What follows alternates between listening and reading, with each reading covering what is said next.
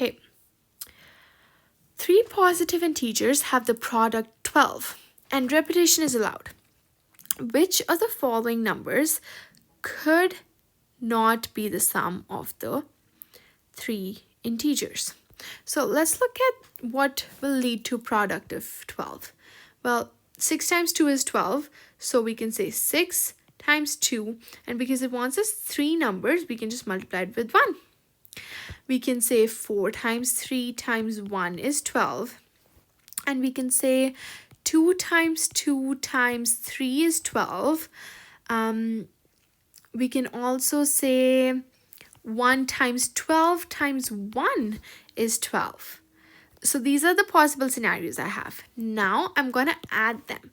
6 plus 2 plus 1 gives me 9. So this cannot be correct because it says could not. 4 plus 3 plus 1. That gives me 8. That's also not correct.